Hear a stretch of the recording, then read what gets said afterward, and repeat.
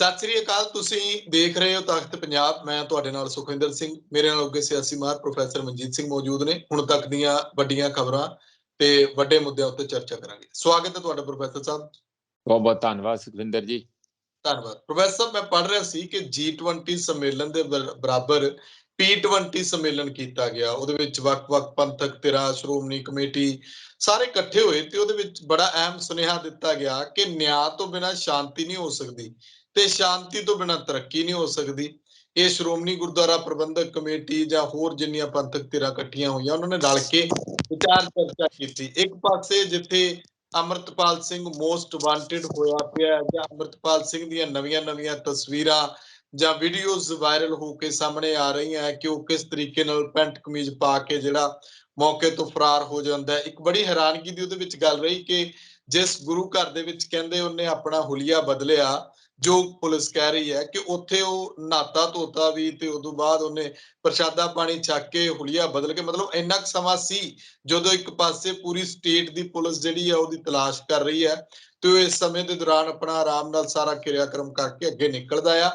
ਮੈਂ ਚਾਹਾਂਗਾ ਕਿ ਜੋ ਕੁਝ ਘਟਨਾਵਾਂ ਵਾਪਰੀਆਂ ਉਹਦੇ ਤੋਂ ਆਪਾਂ ਸ਼ੁਰੂ ਕਰੀਏ। ਜੋ ਕੁਝ ਹੁਣ ਨਵੀਆਂ ਇਹਦੇ ਵਿੱਚ ਅਪਡੇਟ ਸਾਹਮਣੇ ਆ ਰਹੀਆਂ, ਹਾਈ ਕੋਰਟ 'ਚ ਕੀ ਹੋਇਆ ਜਾਂ ਸਰਕਾਰ ਕੀ ਕਹਿ ਰਹੀ ਹੈ, ਕੇਜਰੀਵਾਲ ਸਾਹਿਬ ਉੱਪਰੋਂ ਕੀ ਕਹਿ ਰਹੇ ਨੇ, ਭਗਵੰਤ ਮਾਨ ਹੋਰੀ ਵੀ ਸਾਹਮਣੇ ਆਏ ਤੇ ਨਾਲੋਂ ਨਾਲ ਜਿਹੜੇ ਆਪਣੇ ਪੰਜਾਬ ਪੁਲਿਸ ਜਿਹੜੀ ਹੈ ਉਹ ਵੀ ਆਪਣੇ ਵੱਲੋਂ ਸਾਰੇ ਜਿਹੜੇ ਉਹਨਾਂ ਨੇ ਦਾਅ ਪੇਚ ਖੇਡੇ ਨੇ ਉਹਦੇ ਬਾਰੇ ਜਾਣਕਾਰੀ ਦੇ ਰਹੀ ਹੈ। ਦੇਖੋ, ਪੰਜਾਬ ਦੇ ਹਾਲਾਤ ਤੇ ਬੜੇ ਅਣਸੁਖਾਵੇਂ ਜਿਹੇ ਆ ਤੇ ਕਾਫੀ ਭੰਬਲ ਭੂਸਾ ਆ। ਕੁਝ ਕੁ ਗੱਲਾਂ ਜਿਹੜੀਆਂ ਚੰਗੀਆਂ ਹੋਈਆਂ, ਉਹ ਦੋ ਗੱਲਾਂ ਸਾਰਿਆਂ ਤੋਂ ਪ੍ਰਮੁੱਖ ਆ। ਇੱਕ ਤੇ ਇਹ ਕਿ ਜਿਹੜਾ ਹਾਈ ਕੋਰਟ ਦੇ ਵਿੱਚ ਜਸਟਿਸ ਸ਼ੇਖਾਵਤ ਨੇ ਚੰਗੀ ਝਾੜ ਝੰਬ ਕੀਤੀ ਪੁਲਿਸ ਦੀ ਵੀ ਤੁਸੀਂ ਇੰਨੇ ਬੰਦੇ ਆ, 80,000 ਬੰਦੇ, ਉਹ ਕਾਹਦੇ ਲਈ ਆ? ਰੋਟੀਆਂ ਪਾਉਣ ਲਈ ਬੈਠੇ ਆ ਤੁਸੀਂ ਬੰਦਾ ਤੁਹਾਡੇ ਕੋਲੋਂ ਪਹਿਲਾਂ ਤੇ ਤੁਹਾਡੇ ਤੌਰ ਤਰੀਕੇ ਕਿ ਤੁਸੀਂ ਪਹਿਲਾਂ ਜਮਾਵੜੇ ਕਰਕੇ ਘੇਰਿਆ ਫਲਾਨਾ, ਫਿਰ ਉਹ ਭੱਜ ਗਿਆ ਜੀ, ਸਾਨੂੰ ਲੱਭ ਨਹੀਂ ਰਿਹਾ ਜੀ। ਫਿਰ ਕਹਿੰਦੇ ਹੋ ਤੁਸੀਂ ਕਰਦੇ ਕੀ ਆ, ਤੁਹਾਡੀ ਇੰਟੈਲੀਜੈਂਸ ਕੀ ਹੈ,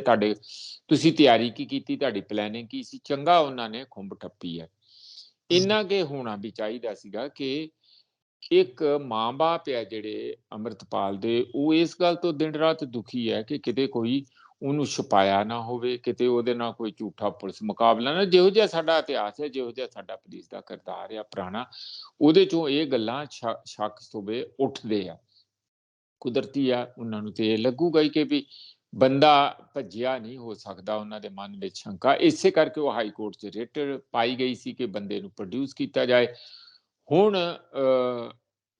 ਇਹ ਕੋਰਟ ਦੇ ਵਿੱਚ ਫੈਸਲਾ ਹੋਇਆ ਕਿ 4 ਦਿਨ ਦੇ ਅੰਦਰ ਅੰਦਰ ਰਿਪੋਰਟ ਦਿੱਤੀ ਜਾਏ ਤੇ 7 ਦਿਨਾਂ ਦੇ ਅੰਦਰ ਅੰਦਰ ਉਸ ਨੂੰ ਪੇਸ਼ ਕੀਤਾ ਜਾਏ ਜਿੱਥੇ ਵੀ ਹੋਵੇ। ਇਹਦਾ ਮਤਲਬ ਕਿ ਹੁਣ ਇੱਕ ਕਿਸਮ ਦਾ ਇੱਕ ਸਿਰ ਤੇ ਤਲਵਾਰ ਲਟਕ ਰਹੀ ਹੈ। ਇਹ ਕੋਈ ਲੰਬਾ ਮਹੀਨਿਆਂ ਤੇ ਕੰਮ ਨਹੀਂ ਪਊਗਾ। ਛੇਤੀ ਤੋਂ ਛੇਤੀ ਕਿਸੇ ਵੀ ਤਰੀਕੇ ਦੇ ਨਾਲ ਦੇਸ਼ ਦੀਆਂ ਪੂਰੀਆਂ ਇੰਟੈਲੀਜੈਂਸ ਏਜੰਸੀਆਂ ਲੱਗੀਆਂ, ਹੋਮ ਮਿਨਿਸਟਰੀ ਲੱਗੀ ਆ, ਹੋਰ ਸਾਰੇ ਲੱਗੇ ਆ। ਇਹ ਸਾਰਿਆਂ ਨੂੰ ਮਿਲ ਕੇ ਜੇ ਇੰਨੇ ਵੱਡੀ ਪੱਧਰ ਤੇ ਇੱਕ ਬੰਦਾ ਜਿਹੜਾ ਪਬਲਿਕਲੀ ਪੇਸ਼ ਹੋਇਆ, ਜਾਣੀ ਪਬਲਿਕ ਦੇ ਵਿੱਚੋਂ ਹੀ ਇੰਨਾ ਰੂਪੋਸ਼ ਹੋ ਕੇ ਭੱਜ ਜਾਏ, ਤੇ ਉਹ ਇੱਕ ਆਪਣੇ ਆਪ 'ਚ ਇਹਨਾਂ ਦੀ ਨਾਕਾਮੀ ਤੇ ਇਹਨਾਂ ਦੀ ਸੁਸਤੀਪਣ ਦੀ ਗੱਲ ਹੋਊਗੀ। ਮੈਂ ਨਹੀਂ ਇਸ ਗੱਲ ਦੀ ਅਗਵਾਈ ਕਰ ਰਿਹਾ ਕਿ ਉਹਨੂੰ ਫੜਿਆ ਜਾਣਾ ਚਾਹੀਦਾ ਜਾਂ ਨਹੀਂ ਜਾਣਾ ਚਾਹੀਦਾ ਜਾਂ ਉਹਨੂੰ ਭੱਜ ਜਾਣਾ ਚਾਹੀਦਾ, ਉਹ ਗੱਲਾਂ ਲੱਗ ਗਿਆ। ਪਰ ਜੋ ਕੋਰਟ ਨੇ ਰੈਪਰੀਮੈਂਡ ਕੀਤਾ, ਜਿਸ ਤਰੀਕੇ ਨਾਲ ਇਹਨਾਂ ਦਾ ਰਿਵਿਊ ਕੀਤਾ ਵੀ ਤੁਸੀਂ ਕਰਦੇ ਕੀ ਹੈਗੇ, ਇਹ ਗੱਲ ਹੋਈ ਤੇ ਉਹਦੇ 'ਚ ਉਹਨਾਂ ਨੂੰ ਦਬਾਅ ਪਾਇਆ ਕਿ 7 ਦਿਨਾਂ ਅੰਦਰ ਉਹਨਾਂ ਨੂੰ, 1 ਹਫ਼ਤੇ ਦੇ ਅੰਦਰ ਪੇਸ਼ ਕੀਤਾ ਜਾਏ। ਇਹ ਤੁਹਾਡੀ ਜ਼ਿੰਮੇਵਾਰੀ ਹੈ ਕਿ ਬੰਦੇ ਨੂੰ ਲੱਭਿਆ ਜਾਏ। ਦੂਜੇ ਪਾਸੇ ਜਿਹੜਾ ਪੁਲਿਸ ਨੇ ਆਪਣੇ ਜਿਹੜਾ ਸਾਰੇ ਦੱਸਿਆ ਵੀ ਉਹ ਸ਼ੰਕਾ ਜਿਹੜਾ ਲਗਾਤਾਰ ਬਣਿਆ ਹੋਇਆ ਸੀਗਾ ਕਿ ਦੇਖੋ ਜੀ, ਉਹ ਪੁਲਿਸ ਨੇ ਫੜਿਆ ਹੋਇਆ, ਅੱਜ ਸਵੇਰ ਤੱਕ ਵੀ ਬਹੁਤੇ ਲੋਕਾਂ ਦੇ ਮਨ 'ਚ ਸੀਗਾ ਵੀ ਇਹ ਨਹੀਂ ਹੋ ਸਕਦਾ, ਭੱਜ ਇਸ ਤਰ੍ਹਾਂ ਕਿਵੇਂ ਹੋ ਸਕਦਾ, ਪੁਲਿਸ ਦੇ ਇੰਨੇ ਬੰਦੇ ਆ, ਫਲਾਨਾ ਟਮਕਾਣਾ, ਪੁਲਿਸ ਇੰਝ ਕਰਦੀ ਆ ਜੀ, ਇੰਟੈਰੋਗੇਟ ਕਰ ਰਹੇ ਹੋਣਗੇ, ਪਤਾ ਨਹੀਂ ਕੀ ਹੋ ਰਿਹਾ ਹੋ। ਇਹ ਕਾਫੀ ਸ਼ੰਕਾ ਸੀਗਾ। ਪਰ ਆ ਜਿਹੜੀਆਂ ਨਵੀਆਂ ਫੋਟੋਆਂ ਆਈਆਂ ਹੁਣ, ਉਹ ਲੱਗਦੀਆਂ ਤੇ ਹੈ ਉਸੇ ਤਰ੍ਹਾਂ ਹੀ ਜਿੰਨੀਆਂ ਸਾਨੂੰ ਸਮਝ ਪੈਂਦੀਆਂ ਆ। ਜਿਸ ਤਰ੍ਹਾਂ ਮੀਡੀਆ ਸਾਰਾ ਛਾਲ ਕੇ ਸਾਰਾ ਭੜਕਾ ਕੇ ਕਹਿ ਰਿਹਾ ਹੈ ਕਿ ਉਹ ਨੰਗਲ ਅੰਬੀਆਂ ਗੁਰਦੁਆਰੇ ਸਾਹਿਬ ਦੇ ਵਿੱਚ ਆਏ, ਉੱਥੋਂ ਪਹਿਲੀ ਕਾਰ ਤੇ ਤੁਹਾਨੂੰ ਪਤਾ ਹੀ ਉਹ ਸ਼ਾਇਦ ਐਂਡੇਵਰ ਸੀਗੀ, ਉਹਦੇ 'ਚ ਦੇਖਿਆ ਤੇ ਉਹ ਭੱਜ ਗਏ। ਫਿਰ ਉਹ ਦੂਜੀ ਈਸੂਜੂ ਸੀ, ਜਿਹੜੀ ਦੂਜੀ ਕਾਲੀ ਜੀ ਇੱਕ SUV ਸੀ, ਉਹ ਦੇਖਿਆ, ਉਹ ਵੀ ਜੀ ਇਹਨੂੰ ਇੰਝ ਲੱਗਾ ਫਲਾਨਾ ਹੋਇਆ, ਇੱਥੇ ਗੋਲੀਆਂ ਸੀ, ਇੱਥੇ ਬੰਦੂਕਾਂ ਸੀ, ਆਹ ਸੀ ਸਾਰਾ। ਇੱਕ ਦਿਨ ਉਹਨੂੰ ਭੰਡਦੇ ਤੇ ਦਿਖਾਉਂਦੇ ਤੇ ਸਾਰਾ ਉਹਦੇ ਤੇ ਪ੍ਰਚਾਰ ਹੁੰਦਾ ਰਿਹਾ। ਫਿਰ ਹੁਣ ਜੀ ਇੱਕ ਨਵੀਂ ਗੱਡੀ ਆ ਗਈ ਜੀ, ਉਹ ਤੀਜੀ ਗੱਡੀ 'ਚ ਭੱਜੇ ਜੀ, ਉਹ ਬਰੀਜ਼ਾ ਸੀਗੀ ਉਹ ਗੱਡੀ, ਉਹ ਜਾ ਕੇ ਉਹਨਾਂ ਨੂੰ ਨੰਗਲ ਅੰਬੀਆਂ ਪਿੰਡ ਦੇ ਵਿੱਚ ਲੈ ਗਈ ਤੇ ਉੱਥੇ ਗੁਰਦੁਆਰਾ ਸਾਹਿਬ ਸੀਗੇ, ਉੱਥੇ ਭਾਈ ਜੀ ਨੂੰ ਉਹਨਾਂ ਨੇ ਕਿਹਾ ਹੋਣਾ, ਤੇ ਜਦੋਂ ਦੇਖੋ ਸਿੱਖ ਬਾਣੇ 'ਚ ਹੋਣ ਤੇ ਕੋਈ ਉਹਨਾਂ ਨੂੰ ਇਹ ਤੇ ਨਹੀਂ ਕਹਿ ਸਕਦਾ ਕਿ ਤੁਸੀਂ ਆਪਣਾ ਇੱਥੇ ਵੜ ਨਹੀਂ ਸਕਦੇ। ਪਛਾਣਿਆ ਤੇ ਜ਼ਰੂਰ ਭਾਈ ਜੀ ਨੇ ਹੋਊਗਾ, ਪਰ ਉਹਨਾਂ ਨੇ ਕਿਸੇ ਨੂੰ ਸੂ ਪਤਾ ਲੱਗਣ ਨਹੀਂ ਦਿੱਤਾ। ਉਂਝ ਉਹਨਾਂ ਨੇ, ਜਿਵੇਂ ਤੁਸੀਂ ਠੀਕ ਦੱਸਿਆ, ਕਿ ਉੱਥੇ ਉਹਨਾਂ ਨੇ ਆਪਣਾ ਇਸ਼ਨਾਨ ਪਾਣੀ ਕੀਤਾ, ਲੰਗਰ ਪਾਣੀ ਵੀ ਛਕਿਆ, ਤੇ ਉਦੋਂ ਬਾਅਦ ਉਹ 2 ਮੋਟਰਸਾਈਕਲਾਂ ਤੇ, ਜਿਹੜਾ ਸੁਖਚੈਨ ਸਿੰਘ ਗਿੱਲ IG ਹੈਗੇ ਆ, ਰਿਪੋਰਟਿੰਗ ਕਰਦੇ ਆ, ਉਹਨਾਂ ਨੇ ਅੱਜ ਰਿਪੋਰਟਿੰਗ ਕੱਲ ਸ਼ਾਮੀ ਜਾਣੀ ਕਹਿ ਲਓ ਕੀਤੀ ਹੈਗੀ। ਉਸ ਰਿਪੋਰਟਿੰਗ ਦੇ ਵਿੱਚ ਇਹ ਉਹਨਾਂ ਨੇ ਕਿਹਾ ਕਿ ਉਹ 2 ਮੋਟਰਸਾਈਕਲਾਂ ਤੇ ਆਪਣੇ ਬਾਣਾ ਬਦਲ ਕੇ ਚਲੇ ਗਏ। ਉਹ ਮੀਡੀਆ ਤੇ ਤੁਹਾਨੂੰ ਪਤਾ ਉਹਨਾਂ ਨੇ ਤੜਕਾ ਲਾਉਣਾ ਹੀ ਹੁੰਦਾ। ਦੇਖੋ ਜੀ, ਫਿਰ ਉਹਨਾਂ ਨੇ ਕੱਲਾ ਆਪਣਾ ਭੇਸ ਬਦਲ ਕੇ ਕੱਪੜੇ ਹੀ ਬਦਲੇ ਆ ਕਿ ਹੁਲੀਆ ਵੀ ਬਦਲ ਲਿਆ, ਕਿ ਜਾਣੀ ਕੋਈ ਦਾੜੀ ਕੱਟ ਲਈ ਜਿਵੇਂ ਪਹਿਲਾਂ ਸੀਗੇ, ਕਿ ਉਸ ਤਰੀਕੇ ਦੇ ਹੋ ਗਏ। ਉਹ ਕਹਿੰਦੇ ਜੀ ਸਾਨੂੰ ਇਸ ਗੱਲ ਦਾ ਤਾਂ ਪਤਾ ਨਹੀਂ, ਪਰ ਜਿਹੜੀਆਂ ਫੋਟੋਆਂ ਸਾਹਮਣੇ ਆਈਆਂ ਉਹ ਬਿਲਕੁਲ ਇਸੇ ਤਰੀਕੇ ਨਾਲ, ਕੋਈ ਜੇ ਉਹੋ ਹੀ ਹੈ ਤੇ ਮੇਰੇ ਕੋਲ ਤੇ ਬਹੁਤਾ ਦੇਖੋ ਮੈਂ ਇੰਨਾ ਬਰੀਕੀ ਨਾਲ ਪਛਾਣ ਨਹੀਂ ਸਕਦਾ।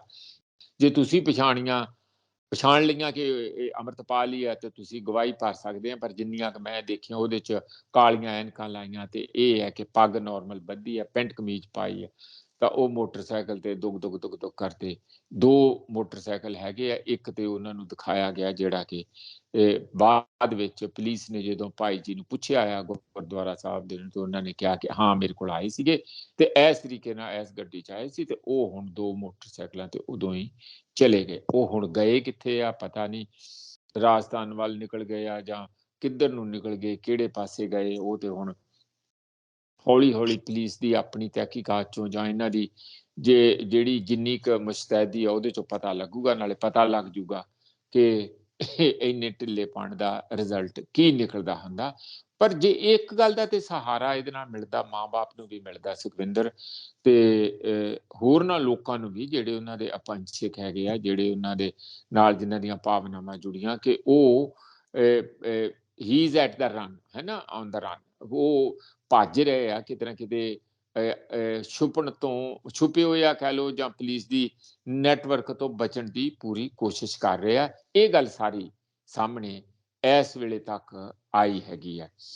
ਹੁਣ ਇਸੇ ਹੀ ਗੱਲ ਦੇ ਦੌਰਾਨ ਕਈ ਕੁਝ ਹੋਰ ਵੀ ਵਾਪਰਿਆ। ਉਹਨਾਂ ਦੀ ਮਾਤਾ ਦੀ ਇੰਟਰਵਿਊ, ਉਹਨਾਂ ਦੇ ਕੋਲ ਜਿੰਨਾ ਉਹਨਾਂ ਨੂੰ ਪਤਾ ਸੀ ਓਨਾ ਹੀ ਉਹਨਾਂ ਨੇ ਦੱਸਣਾ ਜੀ। ਲਓ ਜੀ ਪੈਸੇ ਆਏ, ਮੀਡੀਆ ਵਾਲਾ ਵੀ ਨਾ ਹੁਣ ਛੱਜ 'ਚ ਪਾ ਕੇ ਛੱਟੀ ਦਾ ਹੁੰਦਾ, ਜਿਵੇਂ ਲਓ ਜੀ ਕਲਸੀ ਸੀਗਾ ਜੀ, ਕਲਸੀ ਨੂੰ 35 ਕਰੋੜ ਮਿਲ ਗਿਆ ਜੀ। ISI ਦਾ ਮਾਂ ਨੂੰ ਵਿਚਾਰੀ ਨੂੰ ਕੀ ਪਤਾ ਕਿੱਥੇ ISI ਕੀ ਹੁੰਦੀ ਆ, ਕਿੱਦਾਂ ਹੁੰਦੀ ਆ, ਪਰ ਚਲੋ ਉਹਨਾਂ ਨੇ ਆਪਣੀ ਪੂਰੀ ਕਾਰਵਾਈ ਮੀਡੀਆ ਵਾਲੇ ਵੀ ਪਾ ਰਹੇ ਆ, ਕਦੀ ਮਾਂ ਨੂੰ ਕਦੀ ਪਿਤਾ ਨੂੰ ਪੁੱਛ ਕੇ। ਚਾਚੇ ਨੂੰ ਤੇ ਖੈਰ ਜਿਹੜਾ NSA ਨੈਸ਼ਨਲ ਸਿਕਿਉਰਿਟੀ ਐਕਟ ਜਿਹੜਾ ਉਹ ਲਾ ਕੇ ਡਿਬਰੂਗੜ੍ਹ ਪਹੁੰਚਾ ਹੀ ਦਿੱਤਾ, ਤੇ ਉੱਥੇ ਵੀ ਕੁੱਲ ਮਿਲਾ ਕੇ 7 ਬੰਦੇ ਇਸ ਵੇਲੇ ਡਿਬਰੂਗੜ੍ਹ ਪਹੁੰਚ ਗਏ। ਮੇਰੇ ਖਿਆਲ ਸਾਰਿਆਂ ਤੇ NSA ਲਾਇਆ ਆ। ਇੱਕ ਗੱਲ ਜਿਹੜੀ ਪੋਲੀਟੀਕਲ ਫਾਲ ਆਊਟ ਜਿਹੜਾ ਉਹ ਜ਼ਰੂਰੀ ਹੈ ਸ਼ੇਅਰ ਕਰਨਾ। 2 ਵੀਡੀਓ ਦੇਖੀਆਂ, ਇੱਕ ਮੈਂ ਕੇਜਰੀਵਾਲ ਦੀ ਦੇਖੀ, ਇੱਕ ਦੇਖੀ ਭਗਵੰਤ ਮਾਨ ਹੁਣਾਂ ਦੀ। ਕੇਜਰੀਵਾਲ ਦੀ ਗੱਲ ਤੇ ਇਸ ਤਰੀਕੇ ਨਾਲ ਸੀ ਕਿ ਦੇਖੋ ਤੁਸੀਂ ਬਹਾਦਰ ਪੰਜਾਬੀ ਹੋ, ਤੁਸੀਂ ਬੜਾ ਕੋਆਪਰੇਟ ਕੀਤਾ, ਬੜਾ ਇੰਜ ਕੀਤਾ, ਕੋਈ ਵੀ ਬੰਦਾ ਜਿਹੜਾ ਭਾਰਤ ਮਾਤਾ ਦੀ ਇੱਕ ਸ਼ਾਨ ਵੱਲ ਦੇਖੂਗਾ ਉਸਦੇ ਅਸੀਂ ਬੜੇ ਸਖਤ ਵਿਰੋਧ ਹਾਂ। ਅਸੀਂ ਤੇ ਇਸ ਤਰ੍ਹਾਂ ਦੇ ਸ਼ਬਦ ਆ ਉਹਨਾਂ ਦੇ, ਉਸ ਵੀਡੀਓ ਤੁਸੀਂ ਵੀ ਸੁਣੇ ਹੋਣੇ ਆ। ਔਰ ਅਸੀਂ ਤੇ ਕੱਟੜ ਦੇਸ਼ ਭਗਤ ਹੈਗੇ ਆ, ਤੇ ਇੱਥੇ ਕੋਈ ਕੱਟੜ ਜਿਹੜੇ ਆ ਦੇਸ਼ ਭਗਤ ਨਹੀਂ ਹੈਗੇ। ਕਿੰਨੇ ਕੁਰਬਾਨੀਆਂ ਦੇਸ਼ ਲਈ ਦਿੱਤੀ, ਕੀ ਦੱਸਣਾ ਚਾਹੁੰਦੇ ਆ ਤੁਸੀਂ ਕਿ ਇੱਥੇ ਪੰਜਾਬੀ ਜਿਹੜੇ ਆ ਉਹ ਬਾਗੀ ਹੈਗੇ ਆ, ਜਾਂ ਸਿੱਖ ਜਿਹੜੇ ਆ ਉਹ 24 ਘੰਟੇ ਬਗਾਵਤ ਦਾ ਝੰਡਾ ਚੁੱਕ ਸਕਦੇ, ਉਹ ਦੇਸ਼ ਦੇ ਨਾਲ ਨਹੀਂ ਹੈਗੇ, ਜਾਂ ਦੇਸ਼ ਦੇ ਵਿੱਚ ਦੇਸ਼ ਭਗਤੀ ਦਾ ਉਹਨਾਂ ਦੇ ਵਿੱਚ ਕੋਈ ਅੰਸ਼ ਨਹੀਂ ਹੈਗਾ, ਜਾਂ ਦੇਸ਼ ਲਈ ਕੁਝ ਕਰ ਨਹੀਂ ਰਹੇ। ਅਜੀਬ ਜੀਆਂ ਗੱਲਾਂ ਜਿਹੜੀਆਂ ਇੱਕ ਕੀਤੀਆਂ ਜਾ ਰਹੀਆਂ। ਕੇਜਰੀਵਾਲ ਦੀ ਬੜੀ ਛੋਟੀ ਵੀਡੀਓ ਆ, ਪਰ ਉਹਦਾ ਮੈਸੇਜ ਇਹ ਆ ਕਿ ਐਜ਼ ਇਫ ਜਿਸ ਤਰ੍ਹਾਂ ਬਾਕੀ ਦੇ ਸਾਰੇ ਸਾਨੂੰ BJP ਇੱਕ ਕਿਸਮ ਦਾ ਬਲੀ ਦਾ ਬੱਕਰਾ ਬਣਾਉਣਾ ਕਿਸੇ ਨੂੰ, ਜਾਂ ਕਿਸੇ ਘੱਟ ਗਿਣਤੀ ਨੂੰ ਤੋਹਮਤ ਲਾ ਕੇ ਬਹੁ ਗਿਣਤੀ ਨੂੰ ਖੁਸ਼ ਕਰਨਾ, ਜਿਵੇਂ ਕਿ ਬਹੁਤ ਬਾਈ ਐਂਡ ਲਾਰਜ ਜਿਹੜਾ ਤੁਹਾਨੂੰ ਪਤਾ ਵੈਲੀ ਦੇ ਮੁਸਲਮਾਨਾਂ ਨਾਲ ਵੀ ਲਗਾਤਾਰ, ਜਾਂ ਹੋਰਨਾਂ ਮੁਸਲਮਾਨਾਂ ਦੇ ਨਾਲ ਵੀ ਦੇਸ਼ ਦੇ ਵਿੱਚ ਜਗ੍ਹਾ ਖਾਸ ਕਰ UP ਕਰਨਾਟਕਾ ਹੋ ਰਿਹਾ, ਤੁਹਾਡੇ ਸਾਹਮਣੇ ਦਿਖਦਾ ਆ। ਤਾਂ ਉਸ ਕਿਸਮ ਦਾ ਇੱਕ ਪ੍ਰਭਾਵ ਦੇਣਾ। ਘੱਟੋ ਘੱਟ ਕੇਜਰੀਵਾਲ ਹੋਣਾ ਦੀ ਇੱਥੇ ਸਰਕਾਰ ਆ, ਉਹਨਾਂ ਨੂੰ ਇੰਨੇ ਤਿੱਖੇ ਤੇ ਸਖਤ ਸ਼ਬਦਾਂ ਦੇ ਵਿੱਚ ਇਸ ਤਰੀਕੇ ਦੀ ਪੋਰਟਰੇ ਜੋ ਬੀਜੇਪੀ ਕਰ ਰਹੀ ਹੈ ਜਾਂ ਆਰਐਸਐਸ ਕਰ ਰਹੀ ਹੈ, ਉਹਦੇ ਤੋਂ ਬਚਣਾ ਚਾਹੀਦਾ ਸੀਗਾ। ਦੂਜੇ ਪਾਸੇ ਭਗਵੰਤ ਮਾਨ ਹੁਣੀ ਜਿਸ ਤਰੀਕੇ ਨਾਲ, ਤੁਹਾਨੂੰ ਪਤਾ ਉਹਨਾਂ ਦਾ ਸਟਾਈਲ ਹੈਗਾ, ਪਹਿਲਾਂ ਹਵਾ ਦਿੱਤੀ, ਅਸੀਂ ਦੇਸ਼ ਲਈ ਆਹ ਕਰਦੇ ਹਾਂ, ਅਸੀਂ ਦੇਸ਼ ਨੂੰ ਅਨਾਜ ਦਿੰਦੇ ਹਾਂ, ਦੇਸ਼ ਭਗਤ ਫਲਾਨਾ ਸਾਰਾ ਕਰਕੇ, ਤੇ ਨਾਲ ਫਿਰ ਉਹਨਾਂ ਨੇ ਵੀ ਤੜਕਾ ਤੇ ਉਹੀ ਲਾਇਆ ਕਿ ਅਸੀਂ ਸਾਡੀ ਪਾਰਟੀ ਜਾਂ ਅਸੀਂ ਸਾਰੇ ਬੜੇ ਪੱਕੇ ਸਾਡੇ ਦੇਸ਼ ਭਗਤ ਹੈਗੇ ਆ, ਤੇ ਜਿਹੜੇ ਵੀ ਲੋਕ ਉਸ ਦੇ ਦੇਸ਼ ਦੇ ਵਿਰੁੱਧ ਕੋਈ ਕੰਮ ਕਰਨਗੇ ਜਾਂ ਇੱਥੇ ਕੋਈ ਕੰਮ ਕਰਨਗੇ ਇਹੋ ਜਿਹਾ ਹੋਊਗਾ, ਉਹਨੂੰ ਬਿਲਕੁਲ ਬਰਦਾਸ਼ਤ ਨਹੀਂ ਕੀਤਾ ਜਾਊਗਾ, ਇੱਥੇ ਲਾਅ ਐਂਡ ਆਰਡਰ ਹੋਊਗਾ। ਯਾਨੀ ਥੋੜਾ ਜਿਹਾ ਮਾਈਲਡਰ ਭਾਸ਼ਾ ਦੇ ਵਿੱਚ ਗੱਲ ਉਹੀ ਦੁਹਰਾਈ ਹੈ ਜੋ ਕੇਜਰੀਵਾਲ ਨੇ ਆਲ ਇੰਡੀਆ ਦੀ ਇੱਕ ਮੈਜੋਰਿਟੀ ਨੂੰ ਖੁਸ਼ ਕਰਨ ਲਈ ਕਿ ਇਹ ਜਿਹੜੇ ਬੰਦੇ ਆ ਅਸੀਂ ਬਿਲਕੁਲ ਉਹਨਾਂ ਦੇ ਨਾਲ ਨਹੀਂ, ਭਾਵੇਂ ਸਾਡੀ ਸਰਕਾਰ ਆ, ਅਸੀਂ ਉਹਨਾਂ ਨਾਲੋਂ ਆਪਣੇ ਆਪ ਨੂੰ ਅਲੱਗ ਕਰਕੇ ਦੇਖਦੇ ਹਾਂ। ਇਹ ਇੰਪ੍ਰੈਸ਼ਨ ਕੇਜਰੀਵਾਲ ਉਹਨਾਂ ਨੇ ਦੇਣ ਦੀ ਕੋਸ਼ਿਸ਼ ਕੀਤੀ, ਜਿਹਦੇ ਪਿੱਛੇ ਡੰਕਾ ਵਜਾਉਣਾ ਪੈਂਦਾ, ਤਾਲ ਤੇ ਕੱਢਣੀ ਪੈਂਦੀ ਹੈ, ਕਿਉਂਕਿ ਉਸੇ ਪਾਰਟੀ ਦੀ ਟਿਕਟ ਤੇ ਜਿੱਤੇ ਹੋਏ ਆ। ਤੇ ਭਗਵੰਤ ਮਾਨ ਨੇ ਥੋੜਾ ਪਰਦਾ ਪਾ ਕੇ, ਥੋੜਾ ਹਵਾ ਬਣਾ ਕੇ ਤੇ ਗੱਲ ਕਹੀ ਉਹੀ ਹੈ ਕਿ ਇੱਥੇ ਪਾਕਿਸਤਾਨ ਆ, ਇੱਥੇ ਆਹ ਹੋ ਰਿਹਾ, ਅਸੀਂ ਬਾਰਡਰ ਵਾਲੇ ਆ, ਉੱਥੇ ਆਹ ਫਲਾਨਾ ਹੋ ਰਿਹਾ, ਟਮਕਾਣਾ ਹੋ ਰਿਹਾ। ਇਹ ਗੱਲਾਂ ਬੜੀਆਂ ਦੁੱਖ ਤੇ ਦਿੰਦੀਆਂ ਹੀ ਹੈਗੀਆਂ। ਪਰ ਭਗਵੰਤ ਮਾਨ ਹੁਣਾਂ ਨੂੰ ਘੱਟੋ ਘੱਟ ਜਿਹੜੇ ਪੰਜਾਬ ਦੀ ਧਰਤੀ ਤੇ ਜੰਮ ਪਾਲਿਆ, ਇੱਕ ਸਿੱਖ ਸੱਭਿਆਚਾਰ ਦੇ ਵਿੱਚ ਪਲੇ ਹੋਏ ਆ, ਉਹਨਾਂ ਨੂੰ ਫਰਕ ਪਾ ਕੇ ਗੱਲ ਕਰਨੀ ਚਾਹੀਦੀ ਆ। ਉਹਨਾਂ ਨੂੰ ਉਸ ਭਾਸ਼ਾ ਦੇ ਵਿੱਚ, ਉਸ ਢੰਗ ਦੇ ਨਾਲ, ਉਸ ਲਾਈਨ 'ਚ ਨਹੀਂ ਖੜਾ ਹੋਣਾ ਚਾਹੀਦਾ, ਕਿਉਂਕਿ ਉਹ ਤੇ ਬੰਦੇ ਦਿੱਲੀ ਹੈਗੇ ਆ ਜਾਂ ਹਰਿਆਣੇ ਨੂੰ ਕੇਜਰੀਵਾਲ ਬਿਲੋਂਗ ਕਰਦੇ ਆ, ਉਹਨਾਂ ਨੂੰ ਉਹ ਭਾਸ਼ਾ ਜਿਹੜੀ ਬੋਲਦੇ ਆ ਉਹ ਅਵਾਰਾ ਹੋ ਸਕਦੀ ਹੈ, ਕਿਉਂਕਿ ਦਿੱਲੀ ਤੋਂ ਵੋਟਾਂ ਉਹਨਾਂ ਨੇ ਬਾਰ-ਬਾਰ ਲੈਣੀਆਂ, ਜਾਂ ਦੇਸ਼ ਦੇ ਵਿੱਚ ਪ੍ਰਧਾਨ ਮੰਤਰੀ ਬਣਨ ਦੇ ਸੁਪਨੇ ਪੂਰੇ ਕਰਨ ਲਈ ਦੇਸ਼ ਦੀਆਂ ਹਿੰਦੂ ਮੈਜੋਰਿਟੀ ਦੀਆਂ ਵੋਟਾਂ ਲੈਣੀਆਂ। ਪਰ ਤੁਸੀਂ ਸਚਾਈ ਦੇ ਨਾਲ ਖੜੋ। ਮੈਂ ਕੋਈ ਮੈਜੋਰਿਟੀ ਮਿਨੋਰਿਟੀ ਦੀ ਨਹੀਂ ਗੱਲ ਕਰਦਾ, ਇਨਸਾਫ ਦੇ ਨਾਲ ਖੜੇ ਹੋਣਾ ਚਾਹੀਦਾ। ਹਾਂ, ਇਹ ਗੱਲ ਠੀਕ ਹੈ ਕਿ ਇੱਥੇ ਦੀਆਂ ਵਿਰੋਧੀ ਪਾਰਟੀਆਂ ਲਗਾਤਾਰ ਇਸ ਗੱਲ ਦੀ ਮੰਗ ਕਰਦੀਆਂ ਸੀ, ਕਾਂਗਰਸ ਮੰਗ ਕਰ ਰਹੀ ਸੀ ਕਿ ਇੱਥੇ ਲਾਅ ਐਂਡ ਆਰਡਰ ਨਹੀਂ ਰਿਹਾ ਜੀ, ਇੱਥੇ ਆਹ ਹੋ ਰਿਹਾ ਜੀ, ਉਹ ਹੋ ਰਿਹਾ। ਉਹ ਸਾਰੀਆਂ ਗੱਲਾਂ ਲਗਾਤਾਰ ਸਾਹਮਣੇ ਆ ਰਹੀਆਂ ਸੀ, ਤੇ ਜਦੋਂ ਖਾਸ ਕਰ ਅਜਨਾਲੇ ਵਾਲੀ ਗੱਲ ਹੋਈ ਕਿ ਥਾਣੇ ਦੇ ਉੱਤੇ ਜਾ ਕੇ ਉਹਨਾਂ ਨੇ ਇਸ ਤਰੀਕੇ ਨਾਲ ਆਪਣਾ ਬੰਦਾ ਛਡਾਉਣ ਦਾ ਦਬਾਅ ਪਾਇਆ, ਉਹ ਸਾਰਾ ਹੋਇਆ, ਉਦੋਂ ਬਾਅਦ ਕਾਫੀ ਵਿਰੋਧੀ ਪਾਰਟੀਆਂ ਦੇ ਤੇਵਰ ਇਸ ਇਸ਼ੂ ਦੇ ਉੱਤੇ ਹੋਰ ਵੀ ਤਿੱਖੇ ਹੋਏ ਸੀਗੇ। ਹਾਂ, ਇਹ ਗੱਲ ਤੇ ਇੰਨੀ ਕੁ ਗੱਲ ਅਸੀਂ ਵੀ, ਤੁਹਾਨੂੰ ਪਤਾ, ਲਗਾਤਾਰ ਕਹਿੰਦੇ ਆ ਰਹੇ ਹਾਂ ਕਿ ਜੋ ਰਸਤਾ ਅੰਮ੍ਰਿਤਪਾਲ ਤੇ ਉਹਨਾਂ ਦੇ ਸਾਥੀਆਂ ਨੇ ਇੱਥੇ ਸਿੱਖ ਫਲਸਫੇ ਨੂੰ, ਸਿੱਖ ਸੋਚ ਨੂੰ, ਸਿੱਖ ਜੀਵਨ ਜਾਚ ਨੂੰ ਅੱਗੇ ਵਧਾਉਣ ਲਈ ਜੋ ਤੌਰ ਤਰੀਕੇ ਵਰਤੇ, ਉਹ ਇੰਨੇ ਕੁ ਹੀ ਦੂਰ ਤੱਕ ਜਾਣੇ ਸੀਗੇ। ਅਸੀਂ ਤੇ ਬੱਚੇ ਆ, ਨੌਜਵਾਨ ਆ, ਬੜਾ ਜੋਸ਼ ਆ, ਉਹਨਾਂ ਨੂੰ ਲੱਗਦਾ ਕੁਝ ਹੋਣਾ ਚਾਹੀਦਾ, ਰਾਜਨੀਤੀ 'ਚ ਕੁਝ ਉਹਨਾਂ ਨੂੰ ਦਿਖ ਨਹੀਂ ਰਿਹਾ। ਜਿਹੜੀਆਂ ਐਸਟੈਬਲਿਸ਼ਡ ਪਾਰਟੀਆਂ, ਪੁਰਾਣੀਆਂ ਰਵਾਇਤੀ ਪਾਰਟੀਆਂ, ਉਹਨਾਂ ਤੋਂ ਉਹਨਾਂ ਨੂੰ ਕੋਈ ਉਮੀਦ ਨਜ਼ਰ ਨਹੀਂ ਆਉਂਦੀ, ਤੇ ਉਹਨਾਂ ਨੂੰ ਲੱਗਦਾ ਸੀ ਕਿ ਠੀਕ ਹੈ, ਆਪ ਨੂੰ ਵੀ ਦੇਖ ਲਿਆ, ਹੁਣ ਉੱਥੋਂ ਵੀ ਜੇ ਕੁਝ ਬਹੁਤਾ ਨਹੀਂ ਹੋ ਰਿਹਾ ਤੇ ਆਪਾਂ ਹੁਣ ਰਲ ਕੇ ਪੰਜਾਬ ਲਈ ਇਹ ਨੌਜਵਾਨ ਦੀ ਅਗਵਾਈ 'ਚ ਕਰੀਏ, ਜਿਹੜਾ ਉਹਨਾਂ ਨੂੰ ਇੱਕ ਪੱਧਰ ਦੇ ਉੱਤੇ ਕਾਫੀ ਇਮਾਨਦਾਰ, ਕਾਫੀ ਧੜੱਲੇਦਾਰ ਲੱਗਾ। ਔਰ ਪੰਜਾਬੀਆਂ ਦੀ ਇਹ ਕਮਜ਼ੋਰੀ ਸਮਝ ਲਓ ਜਾਂ ਖੂਬੀ ਸਮਝ ਲਓ ਕਿ ਉਹ ਜਿਹੜਾ ਕੋਈ ਬੁੱਕ ਕੇ ਗੱਲ ਕਰਦਾ, ਧੜੱਲੇ ਨਾਲ ਓਪਨਲੀ ਗੱਲ ਕਰਦਾ, ਉਹਦੇ ਪਿੱਛੇ ਲੱਗ ਤੁਰਦੇ ਹੈਗੇ। ਹੁਣ ਸਵਾਲ ਇਹ ਹੈ ਕਿ ਜਦੋਂ ਇਹ ਗੱਲਾਂ ਸਾਰੀਆਂ ਹੋ ਹੀ ਰਹੀਆਂ ਸੀ, ਤਾਂ ਇਸ ਮੌਕੇ ਦੇ ਉੱਤੇ ਜੋ ਵੀ ਇਹ ਪੁਲਿਸ ਦਾ ਐਕਸ਼ਨ ਆ ਜਾਂ ਉਹਨਾਂ ਦਾ ਭੱਜਣਾ ਆ, ਇਹ ਤੇ ਹੌਲੀ ਹੌਲੀ ਸਾਰਾ, ਜਦੋਂ ਸਾਰੀ ਸਟੋਰੀ ਅਨਫੋਲਡ ਹੋਈ ਜਾਊਗੀ, ਉਹਦਾ ਮੁਲਾਂਕਣ ਇੱਕ ਸਹਿਜ ਦੇ ਵਿੱਚ ਬਾਅਦ ਵਿੱਚ ਹੋ ਜਾਊਗਾ। ਪਰ ਅੱਜ ਦੀ ਤਰੀਕ ਦੇ ਵਿੱਚ ਪੁਲਿਸ ਨੂੰ, ਇੱਕ ਤੇ ਪੁਲਿਸ ਦਾ ਫੇਲਰ ਜਿਹੜਾ ਹਾਈ ਕੋਰਟ ਦੇ ਵਿੱਚ ਸਾਫ਼-ਸਾਫ਼ ਸ਼ੇਖਾਵਤ ਨੇ, ਜਸਟਿਸ ਸ਼ੇਖਾਵਤ ਨੇ ਚੰਗੀ ਝਾੜ ਝੰਮ ਕਰਕੇ ਦੱਸਿਆ ਕਿ ਤੁਸੀਂ ਕਰਦੇ ਕੀ ਸੀ। ਦੂਜੀ ਗੱਲ, ਅੱਜ ਤੁਸੀਂ ਇਹ ਜਿਹੜੀਆਂ ਸਟੋਰੀਆਂ ਬਣਾਉਂਦੇ, ਜਿਹੜਾ ਮੇਰਾ ਕਮੈਂਟ ਹੈਗਾ, ਸੁਖਵਿੰਦਰ ਅੱਜ ਲੰਬੀਆਂ ਲੰਬੀਆਂ, ਉਹ ISI ਆ ਜੀ, ਉਹ ਜਾਰਜੀਆ ਚੋਂ ਆਇਆ ਜੀ ਟ੍ਰੇਨਡ ਹੋ ਕੇ ਜੀ, ਉੱਥੇ ਉਹਨੂੰ ISI ਨੇ ਟ੍ਰੇਨਿੰਗ ਦਿੱਤੀ ਜੀ, ਉਹਨੂੰ ਚੰਗੀ ਰਹੀ, ਉੱਥੇ ਪਿੰਡਰਾਂ ਵਾਲੇ ਦੀਆਂ ਟੇਪਾਂ ਸੁਣਾਈਆਂ ਜੀ, ਉਹ ਕਲਸੀ ਨੂੰ 25 ਕਰੋੜ ਰੁਪਈਆ ਕਿ ਪਤਾ ਨਹੀਂ 35 ਕਰੋੜ ਰੁਪਈਆ ਕਿੱਥੋਂ ਕਿੱਥੋਂ ਆ ਗਿਆ ਜੀ, ਆਹ ਹੋ ਗਿਆ, ਉਹ ਹੋ ਗਿਆ। ਤੁਸੀਂ ਸਾਰੀਆਂ ਗੱਲਾਂ ਹੁਣ ਕਰ ਰਹੇ, ਪਾਕਿਸਤਾਨ 'ਚ 2 ਦਰਜਨਾਂ ਫੋਨ ਆ ਗਏ ਕਿ ਫਲਾਣੇ ਉਹਦੇ AD ਨੂੰ ਆ ਗਿਆ। ਇਹ ਸਾਰਾ ਦਿਖ ਰਿਹਾ ਤੁਹਾਨੂੰ। ਤੁਸੀਂ 6 ਮਹੀਨੇ ਕੀ ਉੱਥੇ ਨੀਂਦ ਦੀ ਗੋਲੀ ਖਾ ਕੇ ਸੁੱਤੇ ਸੀਗੇ?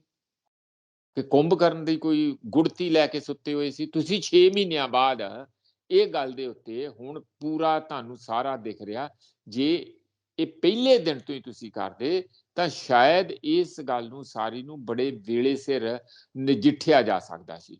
ਹੁਣ ਕੁਦਰਤੀ ਹੈ ਕਿ ਜਦੋਂ ਕਿਸੇ ਵੀ ਚੀਜ਼ ਦਾ ਇੱਕ ਵੱਡਾ, ਜਦੋਂ ਕੋਈ ਵੀ ਚੀਜ਼ ਹੈ ਜਦੋਂ ਪੱਕਦੀ ਜਾਂ ਵੱਡੀ ਹੈ ਜਾਂ ਫੈਲਦੀ ਹੈ, ਜਨਤਾ ਦੇ ਵਿੱਚ ਉਹ ਮੈਸੇਜ ਜਿਹੜਾ ਜ਼ਿਆਦਾ ਰੂਟ ਕਰਦਾ, ਤਾਂ ਫਿਰ ਉਸੇ ਤਰੀਕੇ ਦੇ ਨਾਲ ਉਸ ਨੂੰ ਹੈਂਡਲ ਕਰਨਾ ਵੀ ਜਾਂ ਉਸ ਨੂੰ ਲੋਕਾਂ ਨੂੰ ਸਮਝਾ ਪਾਉਣਾ ਉਹ ਬਹੁਤ ਮੁਸ਼ਕਲ ਹੁੰਦਾ। ਤੇ ਹੁਣ ਤੁਸੀਂ ਆਪਣੀਆਂ ਸ਼ੀਖੀਆਂ ਮਾਰਨ ਦਾ ਕੋਈ ਫਾਇਦਾ ਨਹੀਂ।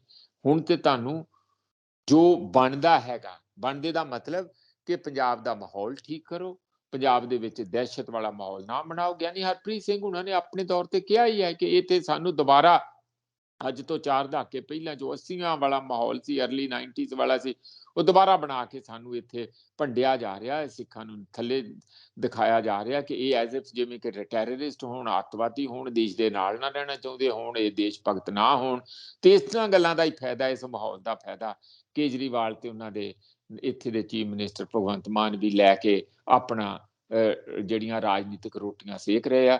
ਅਸਲੀਅਤ ਇਹ ਹੈ ਕਿ ਪੰਜਾਬ ਦਾ ਨਾਰਮਲ ਹੋਣਾ ਬਹੁਤ ਜ਼ਰੂਰੀ ਹੈ। ਜਿਹੜਾ P20 ਦੀ ਗੱਲ ਕਹੀ ਬਿਲਕੁਲ ਠੀਕ ਹੈ ਕਿ ਜੇ ਇਨਸਾਫ ਨਹੀਂ ਤੇ ਸ਼ਾਂਤੀ ਨਹੀਂ ਹੋਊਗੀ, ਜੇ ਸ਼ਾਂਤੀ ਨਹੀਂ ਹੋਊ ਤੇ ਵਿਕਾਸ ਨਹੀਂ ਹੋਊਗਾ। ਕੋਈ ਪੰਜਾਬ ਦਾ ਜਿੰਨਾ ਵੀ ਸੰਕਟ ਹੈ ਉਹ ਹੋਰ ਗਹਿਰਾ ਹੀ ਹੁੰਦਾ ਜਾਊਗਾ। ਉਹਦੇ ਲਈ ਜ਼ਰੂਰੀ ਹੈ। ਪਰ ਲਾਸਟ ਗੱਲ ਮੈਂ ਕਹਿ ਦਿਆਂ, ਜਿਹੜੀ ਇਸ ਸਾਰੇ ਮਾਹੌਲ ਦੇ ਵਿੱਚ ਹੈ, ਸਿੱਖਾਂ ਦੇ ਵਿੱਚ ਇੱਕ ਉਸ ਕਿਸਮ ਦੀ ਲੀਡਰਸ਼ਿਪ ਜਿਹੜੀ ਸਟੇਟਸਮੈਨ ਲੀਡਰਸ਼ਿਪ ਹੋਏ, ਜਿਹੜੀ ਵੱਡਾ ਵਿਜ਼ਨ ਹੋਵੇ, ਸਹਿਜ ਹੋਵੇ, ਜੋ ਸਾਨੂੰ ਗੁਰੂ ਸਾਹਿਬਾਨ ਸਾਨੂੰ ਜਿਸ ਢੰਗ ਦੇ ਨਾਲ, ਜਿਸ ਸੋਚ ਤੇ ਜਿਸ ਕਾਰਵਾਈ ਲਈ, ਯਾਨੀ ਕਦਮ ਜਿਹੜੇ ਧਰਾਤਲ ਤੇ ਕਦਮ ਚੁੱਕਣੇ ਹੁੰਦੇ ਆ, ਉਸ ਲਈ ਤਿਆਰ ਕਰਕੇ ਗਏ ਆ, ਉਹ ਇਸ ਵੇਲੇ ਭਾਰੀ ਭਾਰੀ ਕਮੀ ਮਹਿਸੂਸ ਹੋ ਰਹੀ ਆ। ਬੜੇ ਮੈਂ ਦੁਖੀ ਦਿਲ ਨਾਲ ਤੁਹਾਡੇ ਨਾਲ ਗੱਲ ਸ਼ੇਅਰ ਕਰ ਰਿਹਾ ਕਿ ਕੀ ਕਹੀਏ ਹੁਣ ਕਿ ਸਾਨੂੰ ਜਿਹੜੀ ਲੀਡਰਸ਼ਿਪ ਬੜੀ ਦੇਰ ਤੱਕ ਸਾਡੇ ਕੋਲ ਸੀਗੀ,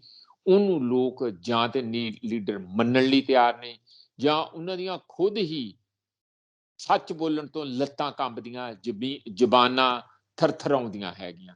ਤੇ ਜਿਹੜੇ ਬੰਦੇ ਠੀਕ ਠਾਕ ਹੈਗੇ ਆ, ਉਹ ਅਜੇ ਸਾਹਮਣੇ ਉਸ ਤਰੀਕੇ ਨਾਲ ਆ ਕੇ ਇਹਨਾਂ ਇਸ਼ੂਜ਼ ਦੇ ਉੱਤੇ ਕੇਂਦਰ ਦੇ ਨਾਲ ਨੈਗੋਸ਼ੀਏਟ ਕਰਨਾ, ਗੱਲਬਾਤ ਕਰਨੀ, ਵਾਰਤਾਲਾਪ ਕਰਨੀ, ਔਰ ਇੱਥੇ ਇੱਕ ਸੁਖਾਵਾਂ ਮਾਹੌਲ ਬਣਾ ਕੇ ਪੰਜਾਬ ਨੂੰ ਮੁੜ ਤਰੱਕੀ ਦੇ ਰਾਹ ਤੇ ਲੈ ਕੇ ਜਾਣਾ। ਤੇ ਘੱਟ ਗਿਣਤੀਆਂ ਦਾ ਜਿਹੜੇ ਮੁੱਦੇ ਹੈਗੇ, ਖਾਸ ਕਰਕੇ ਸਾਡੀ ਜਿਹੜੀ ਪੰਜਾਬ ਦੀ ਆਪਣੀ ਸਿੱਖ ਘੱਟ ਗਿਣਤੀ ਹੈਗੀ, ਉਸ ਦੇ ਜਿਹੜੇ ਇਸ਼ੂਜ਼ ਹੈ ਉਸ ਨੂੰ ਉਹਦੇ ਸਹੀ ਮੁਲਾਂਕਣ ਕਰਕੇ ਸਹੀ ਪਰਸਪੈਕਟਿਵ ਚ ਉੱਥੇ ਤੋਰਨਾ, ਤਾਂ ਕਿ ਦੂਜੇ ਆਪਣੇ ਸਾਡੀ ਕਾਸਟ ਤੇ ਸਾਡੀ ਕੀਮਤ ਤੇ ਆਪਣੀ ਰਾਜਨੀਤੀ 2024 ਵਾਲੀ ਹੋਰ ਅੱਗੇ ਨਾ ਤੋਰ ਸਕਣ। ਇਹਦੀ ਘਾਟ ਅੱਜ ਲੀਡਰੀ ਦੀ ਬਹੁਤ ਮਹਿਸੂਸ ਹੋ ਰਹੀ ਆ। ਬੜੇ ਮਾਯੂਸ ਵੀ ਮਹਿਸੂਸ ਕਰਦੇ ਆ, ਪਰ ਕੋਈ ਇਹੋ ਜਿਹੀ ਗੱਲ ਨਹੀਂ, ਵਿੱਚੋਂ ਹੀ ਨਵੇਂ ਲੀਡਰ ਹੋਰ ਪੈਦਾ ਜ਼ਰੂਰ ਹੋਣਗੇ। ਜੀ ਬਿਲਕੁਲ, ਇਹੀ ਸਵਾਲ ਜਿਹੜਾ ਪ੍ਰੋਫੈਸਰ ਸਾਹਿਬ ਕਰਨਾ ਬਣਦਾ ਇਸ ਮਸਲੇ ਤੇ, ਕਿਉਂਕਿ ਜਥੇਦਾਰ ਸਾਹਿਬ ਇਸ ਸਾਰੇ ਘਟਨਾਕ੍ਰਮ ਨੂੰ ਲੈ ਕੇ ਇੱਕ ਵਾਰ ਫੇਰ ਸਾਹਮਣੇ ਆਏ, ਤੁਸੀਂ ਵੀ ਸੁਣਿਆ, ਲੋਕਾਂ ਨੇ ਵੀ ਸੁਣਿਆ। ਉਹ ਵਾਰ-ਵਾਰ ਸੰਵਾਦ ਦੀ ਗੱਲ ਕਰਦੇ ਨੇ ਕਿ ਸੰਵਾਦ ਕਰਨਾ ਚਾਹੀਦਾ, ਸਿੱਖਾਂ ਦੇ ਮਸਲਿਆਂ ਨੂੰ ਹੱਲ ਕਰਨਾ ਚਾਹੀਦਾ। ਜੇ ਆਪਾਂ ਇੱਕ ਪਾਸਾ ਮੰਨ ਵੀ ਲਈਏ ਕਿ ਕੇਂਦਰ ਸਰਕਾਰ ਸਿੱਖਾਂ ਦੇ ਮਸਲੇ ਹੱਲ ਕਰਨਾ ਚਾਹੁੰਦੀ ਹੈ ਔਰ ਡਾਇਲੋਗ ਕਰਨਾ ਚਾਹੁੰਦੀ ਹੈ, ਡਾਇਲੋਗ ਕਰੇ ਕਿਹਦੇ ਨਾਲ? ਜਥੇਦਾਰ ਸਾਹਿਬ ਤਾਂ ਆਪ ਕਾਰਜਕਾਰੀ ਨੇ, ਕੋਈ ਪਤਾ ਨਹੀਂ ਕਦੋਂ ਉਹਨਾਂ ਨੂੰ ਬਦਲ ਦਿੱਤਾ ਜਾਏ ਜਾਂ ਕਦੋਂ ਕੋਈ ਨਵਾਂ ਜਥੇਦਾਰ ਥਾਪ ਦਿੱਤਾ ਜਾਏ, ਤੇ ਉਸ ਜਥੇਦਾਰ ਦੀ ਨਿਯੁਕਤੀ ਦੇ ਕੀ ਭਰੋਸੇਯੋਗਤਾ ਹੋਏਗੀ ਕਿ ਇਹ ਜਥੇਦਾਰ ਜਿਹੜਾ ਉਹ ਕੌਮ ਦਾ ਜਥੇਦਾਰ ਹੈ ਜਾਂ ਫਿਰ ਕਿਸੇ ਇੱਕ ਧਿਰ ਦਾ ਜਥੇਦਾਰ ਹੈ? ਇਹ ਵੀ ਬੜੇ ਸਾਰੇ ਸਵਾਲ ਖੜੇ ਹੁੰਦੇ ਨੇ, ਕਿਉਂਕਿ ਹੁਣ ਦੇਖੋ, ਇੱਕ ਤਾਂ ਪਹਿਲਾਂ ਹੀ ਬੰਦੀ ਸਿੰਘਾਂ ਦੀ ਰਿਹਾਈ ਦੇ ਲਈ ਚਾਰਾਜੋਈ ਕਰ ਰਹੇ ਸੀ, ਤੇ ਦੂਜੇ ਬੰਨੇ ਹੁਣ ਨਵੇਂ ਬੰਦੀ ਸਿੰਘ ਬਣ ਗਏ ਨੇ ਜਿਨ੍ਹਾਂ ਨੂੰ ਨੈਸ਼ਨਲ ਸਿਕਿਉਰਿਟੀ ਐਕਟ ਦੇ ਤਹਿਤ ਪੰਜਾਬ ਤੋਂ ਬਾਹਰ, ਪਹਿਲਾਂ ਤਾਂ ਦਿੱਲੀ ਜਾਂ ਹਰਿਆਣਾ, ਰਾਜਸਥਾਨ ਇੱਥੇ ਤੱਕ ਸੀਮਤ ਸੀਗੇ, ਤੇ ਹੁਣ ਤਾਂ ਉਹ ਅਸਮ ਤੱਕ ਦੀਆਂ ਜੇਲ੍ਹਾਂ ਕਾਲੇ ਪਾਣੀ ਵਰਗਾ ਹਾਲ ਹੋ ਗਿਆ, ਤੇ ਉੱਥੇ ਤੱਕ ਹੁਣ ਰਾਜਾ ਵੜਿੰਗ ਹੋਰਾਂ ਨੇ ਇੱਕ ਬੜੀ ਵਧੀਆ ਗੱਲ ਕਹੀ ਕਿ ਕੁਝ ਲੋਕ, ਚਲੋ ਠੀਕ ਹੈ, ਜਿਹੜੇ ਅਮਰਤਪਾਲ ਸਿੰਘ ਹੋਰਾਂ ਦੇ ਨਾਲ ਬਿਲਕੁਲ ਨਜ਼ਦੀਕ ਸੀਗੇ, ਉਹਨਾਂ ਦੇ ਉੱਤੇ ਜਿਸ ਤਰ੍ਹਾਂ ਕਾਰਵਾਈ ਕੀਤੀ, ਤੇ ਜਿਹੜੇ ਲੋਕ ਉਦਾਂ ਹੀ ਜਿਵੇਂ ਮਾਤੜ ਜਾ ਕੇ ਜੁੜ ਗਏ ਕਿ ਭਾਈ ਸਾਹਿਬ ਚੰਗੀ ਗੱਲ ਕਰਦੇ ਨੇ, ਗੁਰੂ ਘਰ ਨਾਲ ਜੋੜਦੇ ਨੇ, ਉਹਨਾਂ ਦੀ ਰਿਹਾਈ ਦੇ ਲਈ ਜਾਂ ਉਹਨਾਂ ਦੇ ਲਈ ਆਵਾਜ਼ ਕੌਣ ਹਾਂ ਦਾ ਨਾਰਾ ਮਾਰੇਗਾ? ਉਹੀ ਗੱਲ ਫੇਰ ਆ ਕੇ ਮੁੱਕਦੀ ਹੈ ਕਿ ਸਿੱਖ ਲੀਡਰਸ਼ਿਪ ਜਾਂ ਸਿੱਖਾਂ ਦੀ ਜਥੇਦਾਰੀ ਜਿਹੜੀ ਹੈ, ਸਿੱਖ ਕੌਮ ਦੀ ਜਥੇਦਾਰ ਦੀ ਗੱਲ ਜਦੋਂ ਤੁਰਦੀ ਹੈ, ਤਾਂ ਗੱਲ ਕਿਹਦੇ ਨਾਲ ਕੀਤੀ ਜਾਵੇ? ਦੇਖੋ ਅੱਜ ਇੱਕ ਚੰਗੀ ਗੱਲ ਆ ਕਿ ਮੈਂ ਹੁਣੇ ਹੀ ਇੱਕ ਪੋਸਟਰ ਦੇਖ ਰਿਹਾ ਸੀ ਜਿਹਦੇ ਵਿੱਚ ਸੁਖਬੀਰ ਸਿੰਘ ਬਾਦਲ ਦੀ ਫੋਟੋ ਲੱਗੀ ਆ ਤੇ ਥੱਲੇ ਉਹਨਾਂ ਦੇ ਅਰਸ਼ਦੀਪ ਕਲੇਰ ਜਿਹੜਾ ਉਹਨਾਂ ਦੇ ਮੁੱਖ ਸਪੋਕਸਮੈਨ ਵੀ ਹੈ ਅਕਾਲੀ ਦਲ ਦੇ ਤੇ ਐਡਵੋਕੇਟ ਵੀ ਆ ਹਾਈ ਕੋਰਟ ਦੇ। ਉਹਨਾਂ ਦੀ ਅਗਵਾਈ 'ਚ ਇੱਕ ਲੰਬੀ ਲਿਸਟ 15-20 ਐਡਵੋਕੇਟਸ ਦੀ ਦਿੱਤੀ ਹੋਈ ਆ ਕਿ ਉਹਨਾਂ ਦੇ ਨਾਲ ਫੋਨ ਦਿੱਤੇ ਆ। ਉਹ ਸਰਕੂਲੇਟ ਕਰ ਰਹੇ ਆ ਸਾਰੀ ਜਗ੍ਹਾ ਕਿ ਜਿੱਥੇ ਜਿਹਨੂੰ ਵੀ ਸਾਡੀ ਇਸ ਵੇਲੇ ਇਸ ਅਫਰਾ ਤਫਰੀ ਦੀ ਘੜੀ ਜਿੱਥੇ ਇੱਕ ਬੜੀ ਇਨਸਿਕਿਉਰਿਟੀ ਦੀ ਘੜੀ ਹੈ ਕਿ ਕਿਹਨੂੰ ਕਿੱਥੇ ਫੜ ਕੇ ਕੀ ਕਰ ਦੇਣਾ ਕੀ ਨਹੀਂ ਕਰ ਦੇਣਾ, ਤਾਂ ਜਿਹਨੂੰ ਵੀ ਕੋਈ ਕਾਨੂੰਨੀ ਮਦਦ ਦੀ ਲੋੜ ਹੋਵੇ ਮੁਫਤ ਕਾਨੂੰਨੀ ਮਦਦ ਉਹ ਜਿਹੜੀ 20-22 ਜਿਹੜੇ ਇਹਨਾਂ ਦੇ ਐਡਵੋਕੇਟ ਹੈ ਜਿਹੜੇ ਅਕਾਲੀ ਦਲ ਦੇ ਨਾਲ ਜੁੜੇ ਹੋਏ ਆ ਉਹਨਾਂ ਨੇ ਉਹ ਲਿਸਟ ਦਿੱਤੀ ਹੈ।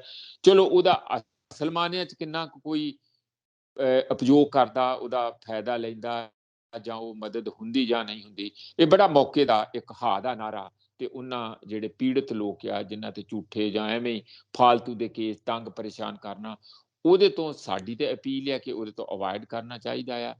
ਜਿਨ੍ਹਾਂ ਦਾ ਤਹਿਕੀਕਾਤ ਕਰੋ ਪੁੱਛ ਲਓ, ਪਰ ਪੁੱਛਣ ਤੋਂ ਬਾਅਦ ਇਹ ਨਹੀਂ ਕਿ ਹੁਣ ਉਹਨਾਂ ਨੂੰ ਥੱਲੇ ਲਾਉਣ ਲਈ ਜਾਂ ਡਿਸਕਰੇਜ ਕਰਨ ਲਈ ਜਾਂ ਹੋਰ ਉਹਨਾਂ ਦੇ ਜੀਵਨ ਨੂੰ ਬਰਬਾਦ ਕਰਨ ਲਈ, ਜੀਵਨ ਪਹਿਲਾਂ ਹੀ ਬੜੇ ਨੌਜਵਾਨਾਂ ਦੇ ਬਰਬਾਦ ਹੋਏ ਆ, ਉਹਨਾਂ ਨੂੰ ਰਸਤੇ ਤੇ ਪਾਉਣ ਦੀ ਜੇ ਤੁਹਾਨੂੰ ਲੱਗਦਾ ਕਿ ਉਹ ਗਲਤ ਪਾਸੇ ਚੱਲ ਗਏ ਸੀ ਤੇ ਹਰ ਕਿਸਮ ਦੀ ਮਦਦ ਉਹ ਲੈਣੀ ਚਾਹੀਦੀ ਆ।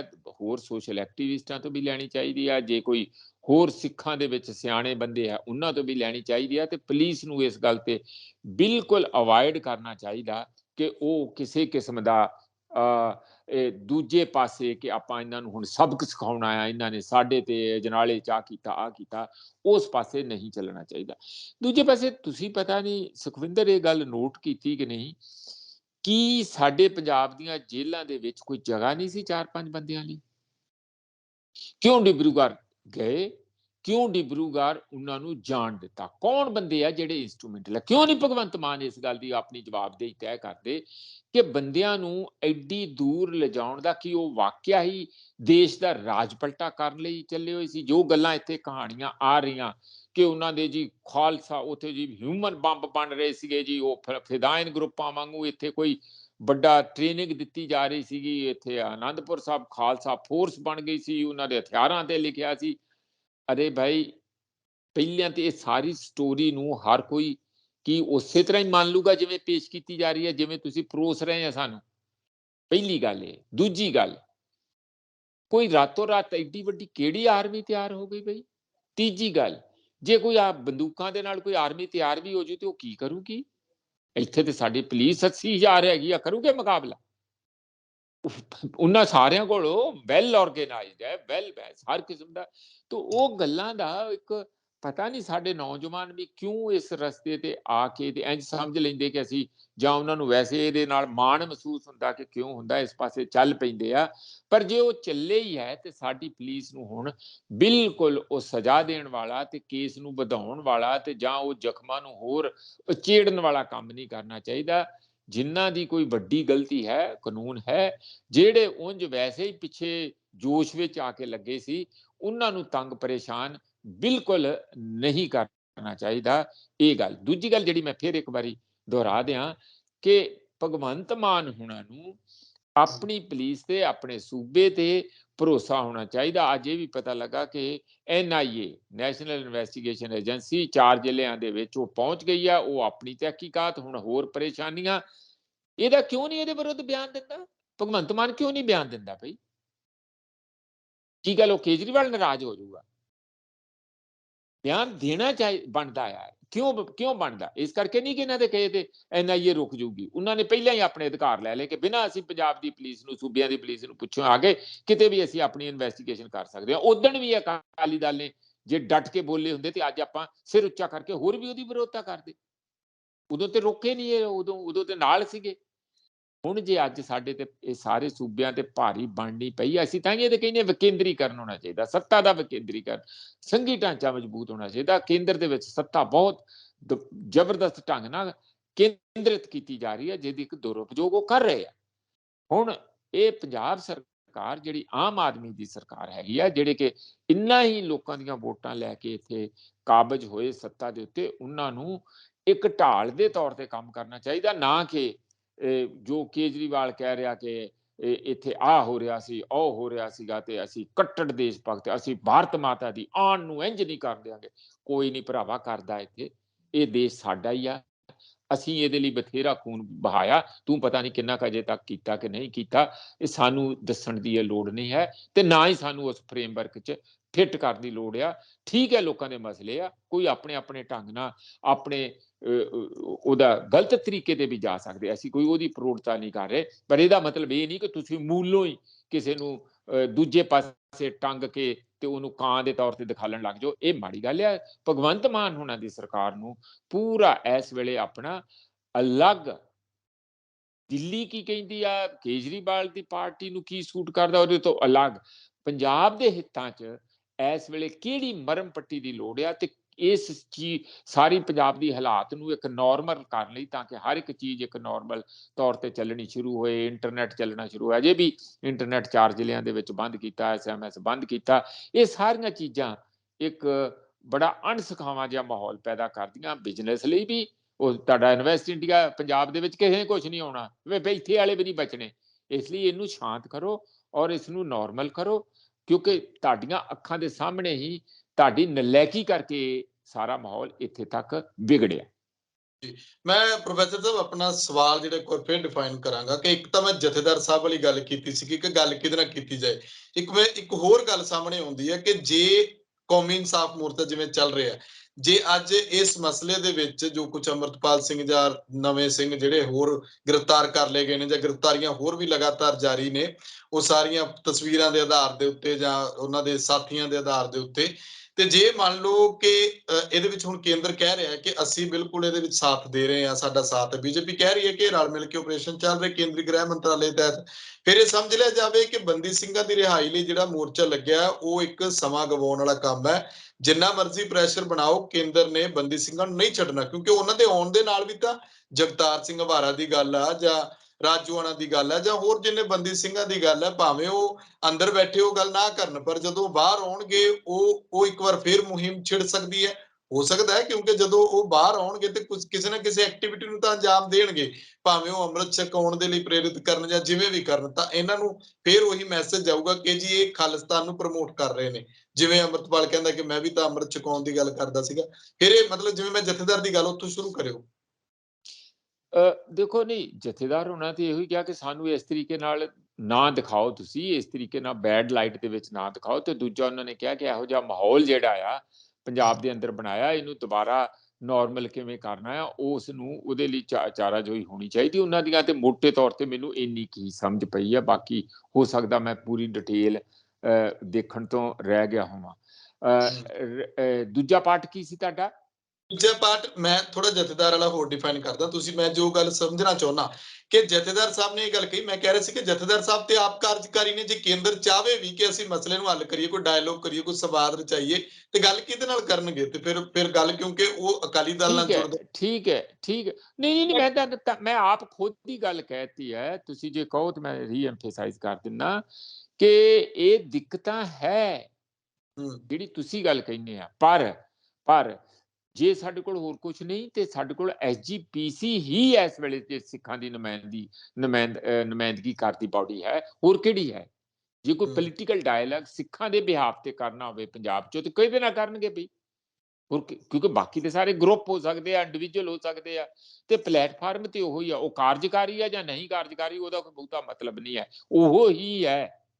ਕੱਲਾ ਉਹ ਨਹੀਂ, ਪੂਰੀ ਸੰਸਥਾ ਹੈ, ਪੂਰੀ ਉਹਦੀ ਇੱਕ ਪੋਲਿਟਿਕਸ ਹੈ, ਪੂਰਾ ਉਹਦੀ ਇੱਕ ਪੈਰਾਫਰਨੇਲੀਆ ਹੈ। ਇਸ ਕਰਕੇ ਉਹ ਸੰਸਥਾ ਦਾ ਹੈਡ ਹੋਵੇ ਜਾਂ ਸੰਸਥਾ ਦੀ ਐਗਜ਼ੈਕਟਿਵ ਹੋਵੇ, ਕਾਰਜਕਾਰਨੀ ਹੋਵੇ, ਜਾਂ ਕੋਈ 5 ਜਥੇਦਾਰ ਹੋਣ ਜਾਂ ਜਿਹੜੇ ਵੀ ਹੋਣ, ਉਹ ਸਾਰਾ ਮਿਲ ਕੇ ਉਹਦੇ ਨਾਲ ਹੀ ਇਹੋ ਜਿਹੇ ਮਸਲੇ ਦੇ ਉੱਤੇ ਤੇ ਗੱਲਬਾਤ ਹੋ ਸਕਦੀ। ਪਰ ਮੈਂ ਹੋਰ ਗੱਲ ਕਹਿ ਰਿਹਾ ਸੀ ਕਿ ਜਿਸ ਕਿਸਮ ਦੇ ਨਾਲ ਜਦੋਂ ਕੋਈ ਭਾਰੀ ਬਣਦੀ ਹੈ, ਤੇ ਇਹ ਜਿਹੜੀ ਉਹ ਲੀਡਰਸ਼ਿਪ ਜਿਹਦੇ ਤੇ ਲੋਕ ਪੂਰਨ ਭਰੋਸਾ ਕਰ ਸਕਣ, ਔਰ ਜਿਹੜੀ ਇੱਕ ਪੂਰੇ ਸਮੁਦਾਇ ਨੂੰ ਨਾਲ ਲੈ ਕੇ ਇੱਕ ਮਜ਼ਬੂਤੀ ਵੱਲ ਜਾ ਸਕੇ, ਤੇ ਉਹ ਮਸਲੇ ਜਿਹੜੇ ਇਹਨੇ ਦਹਾਕਿਆਂ ਤੋਂ ਪੈਂਡਿੰਗ ਹੈਗੇ ਆ, ਉਹਦੇ ਤੇ ਕੋਈ ਨਾ ਕੋਈ, ਜਿਸ ਤਰ੍ਹਾਂ ਆਨੰਦਪੁਰ ਸਾਹਿਬ ਦਾ ਰੈਜ਼ੋਲੂਸ਼ਨ ਆ, ਜਾਂ ਉਦੋਂ ਪਹਿਲਾਂ ਦੀਆਂ ਗੱਲਾਂ, ਉਦੋਂ ਬਾਅਦ ਦੀਆਂ ਗੱਲਾਂ, ਇਹ ਸਾਰੀਆਂ ਗੱਲਾਂ ਦੇ ਉੱਤੇ ਕਿਸੇ ਨਾ ਕਿਸੇ ਤਰੀਕੇ ਨਾਲ ਸੈਂਟਰ ਦੀ ਸਰਕਾਰ ਨਾਲ ਨੈਗੋਸ਼ੀਏਟ ਕਰਕੇ ਕੋਈ ਹੱਲ ਕੱਢਿਆ ਜਾ ਸਕੇ। ਜੇ ਮਿਜ਼ੋਰਮ ਦਾ ਹੱਲ ਹੋ ਸਕਦਾ, ਜੇ ਨਾਗਾਲੈਂਡ ਦਾ ਟੈਂਪਰੇਰੀ ਹੱਲ ਹੋ ਸਕਦਾ, ਜੇ ਬਾਕੀ ਸੂਬਿਆਂ ਦਾ ਹੱਲ ਹੋ ਸਕਦਾ,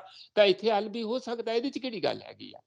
ਪਰ ਸਾਨੂੰ ਉਹ ਚੀਜ਼ ਅਜੇ ਮਿਸਿੰਗ ਪਾਰਟ ਲੱਗਦਾ। ਮੈਂ ਉਹ ਤੁਹਾਡੀ ਗੱਲ ਨਾਲ ਵੀ ਸਹਿਮਤ ਹਾਂ। ਮੈਂ ਖੁਦ ਵੀ ਮਹਿਸੂਸ ਕਰਦਾ ਕਿ ਸਿੱਖਾਂ ਦੇ ਵਿੱਚ ਇੱਥੇ ਕੋਈ ਪੁਖਤਾ ਉਸ ਕਿਸਮ ਦੀ ਲੀਡਰਸ਼ਿਪ ਜਿਹੜੀ ਪਾਪੂਲਰ ਵੀ ਹੋਵੇ ਔਰ ਜਿਹੜੀ ਕੈਪੇਬਲ ਵੀ ਹੋਏ, ਔਰ ਉਹ ਇੱਥੇ ਮਤਲਬ ਲੋਕਾਂ ਦੇ ਵਿੱਚ ਉਹਦੀ ਛਵੀ ਵੀ ਹੋਏ ਕਿ ਹਾਂ ਲੋਕ ਉਹਦੇ ਤੇ ਭਰੋਸਾ ਕਰਨ, ਉਹਨਾਂ ਦੇ ਕੀਤੇ ਹੋਏ ਫੈਸਲੇ ਨੂੰ ਮੰਨਣ। ਨਹੀਂ ਤੇ ਲੋਕ ਤੇ ਕਹਿਣਗੇ ਚੰਗਾ ਜੀ ਇਹ ਤੇ ਉਹਨੇ ਕਰ ਲਿਆ, ਅਸੀਂ ਤੇ ਨਹੀਂ ਮੰਨਦੇ। ਤੇ ਇਹ ਗੱਲਾਂ ਹੋਣੀਆਂ ਜ਼ਰੂਰੀ ਆ। ਉਹ ਇੱਕ ਸਾਡਾ ਖਲਾ ਹੈਗਾ, ਉਹਨੂੰ ਕਿਵੇਂ ਭਰਨਾ ਉਹ ਦੇਖਾਂਗੇ।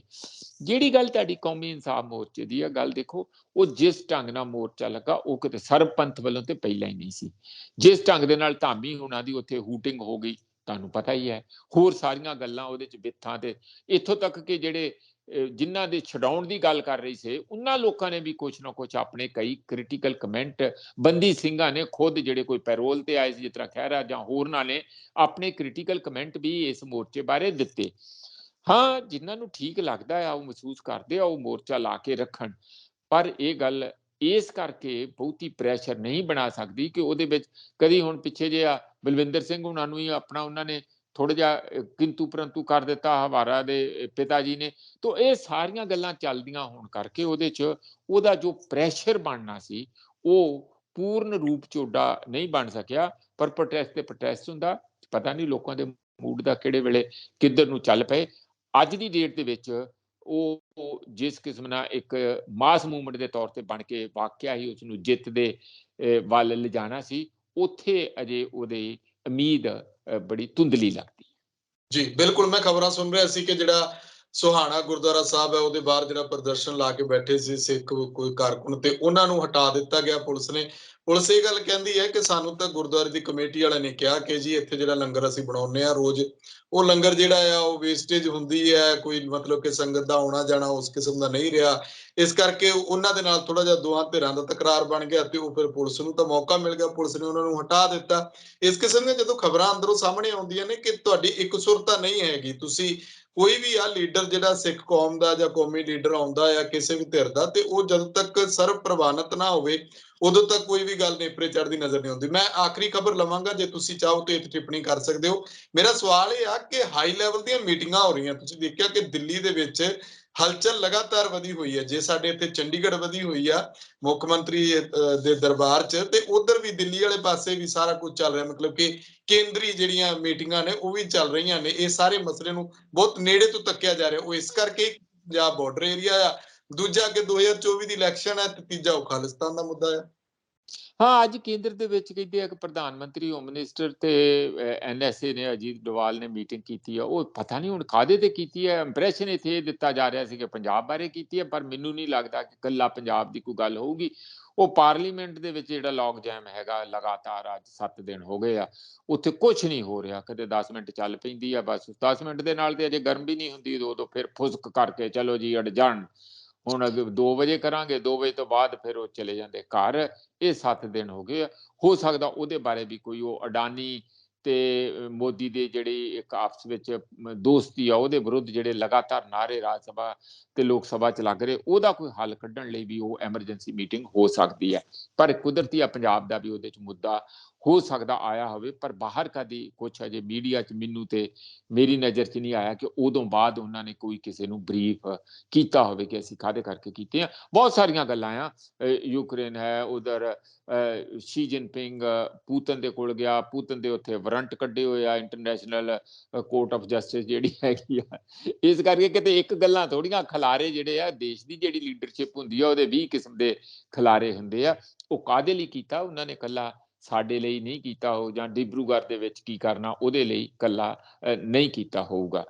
ਇੱਕ ਗੱਲ ਜਿਹੜੀ ਖਬਰ ਤੁਹਾਡੇ ਪਤਾ ਨਹੀਂ ਥੋੜੀ ਜਿਹੀ ਮੈਨੂੰ ਤੇ ਲੱਗਦੀ ਸੀ ਕਿ ਪੰਜਾਬ ਦੀ ਪੋਲਿਟਿਕਸ ਵਿੱਚ ਇੰਪੋਰਟੈਂਟ ਹੈ, ਕਿ ਜਿਹੜਾ ਬਹੁਤ ਜ਼ਿਆਦਾ ਰੌਲਾ ਪਿਆ ਸੀ ਕਿ ਸੁਖਬੀਰ ਬਾਦਲ ਨੂੰ 23 ਤਰੀਕ ਨੂੰ ਫੜ ਲੈਣਗੇ, ਉਹਨਾਂ ਨੇ ਹਾਂਜੀ ਪਹੁੰਚ ਹਾਈ ਕੋਰਟ ਦੇ ਵਿੱਚ ਕੀਤੀ ਸੀਗੀ, ਤੇ ਉੱਥੋਂ ਉਹਨਾਂ ਨੂੰ ਅੱਜ ਰਾਹਤ ਇਸ ਗੱਲ ਦੀ ਮਿਲ ਗਈ ਆ ਕਿ ਉਹਨਾਂ ਨੂੰ ਐਂਟੀਸਪੇਟਰੀ ਬੇਲ ਜਿਹੜੀ ਪ੍ਰਕਾਸ਼ ਸਿੰਘ ਬਾਦਲ ਹੁਣਾਂ ਨੂੰ ਥੱਲੇ ਵਾਲੀ ਕੋਰਟ 'ਚ ਕੋਟਕਪੂਰੇ 'ਚ ਮਿਲ ਗਈ ਸੀ, ਇਹਨਾਂ ਨੂੰ ਉੱਥੇ ਅੱਜ ਹਾਈ ਕੋਰਟ ਦੇ ਵਿੱਚ ਮਿਲਣ ਕਰਕੇ ਇਸ ਗੱਲੋਂ ਤੇ ਰਾਹਤ ਸੁਖਬੀਰ ਸਿੰਘ ਬਾਦਲ ਨੂੰ ਹੋਈ ਹੋਊਗੀ।